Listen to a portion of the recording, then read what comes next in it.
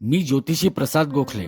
Video पाहण्याआधी माझ्या चॅनलला सबस्क्राईब करा। तुम्हाला व्हिडिओ कसा वाटला कमेंट मध्ये लिहा। मार्च 2025 हा महिना कन्या राशींच्या जातकांसाठी कसा जाईल हे आपण पाहूया। प्रथम स्थानात कन्या राशी असून राशी स्वामी बुध सप्तम स्थानात आहे। प्रथम स्थानात केतू पण आहे। मनात एक प्रकारची भीती निर्माण होऊ शकते। झोप पूर्ण घ्या। पती पत्नीत वादविवाद टाळा। द्वितीय स्थानात तुळ रास असून राशी स्वामी शुक्र सप्तम स्थानात आहे। खर्चांवर नियंत्रण ठेवा। कुटुंबात एकमेकांशी सुसंवाद साधा। तृतीय स्थानात वृश्चिक रास असून राशी स्वामी मंगळ दशम स्थानात आहे। कामानिमित्त प्रवास होतील।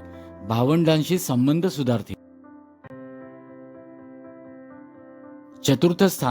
चतुर्थातील धनु राशी स्वामी गुरु नवम स्थानात आहे। घरासंदर्भात चांगल्या घटना घडतील। वाहन खरेदीचा योग आहे। आईच्या तब्येतीत सुधार होईल।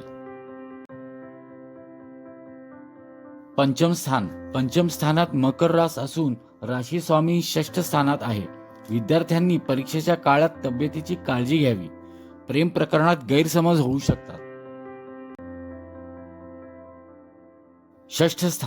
षष्ठात कुंभ राशी स्वामी शनी स्वराशीत आहे। शत्रूंवर विजय मिळवाल। नोकरीत ऑफिस पॉलिटिक्सचा त्रास होईल। गुप्त शत्रूंचा बिमोड होईल। सप्तमातील मीन राशी स्वामी गुरु नवम स्थानात आहे। सप्तमात राहू शुक्र बुध आणि रवी पण आहेत। वैवाहिक जीवनात गैरसमज होऊन देऊ नका।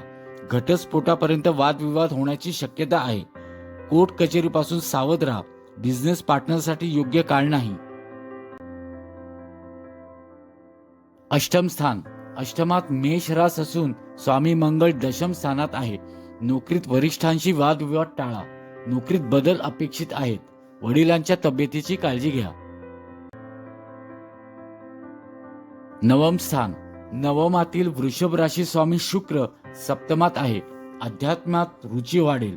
सासरकडच्या नातेवाईकांशी सुसंवाद साधा। नवमात गुरु असल्यामुळे लग्न अथवा प्रेम प्रकरण होऊ शकते। दशमातील मिथुन राशी स्वामी बुध सप्तमात राहू शुक्राबरोबर आहे। पार्टनरशिप व्यवसायात सांभाळून राहणे।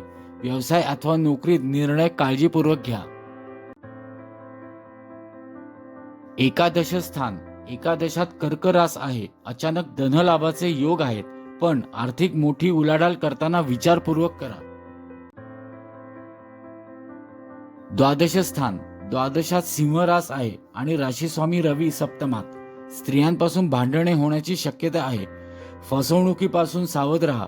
वैवाहिक जीवनास हा काळ अनुकूल नाही।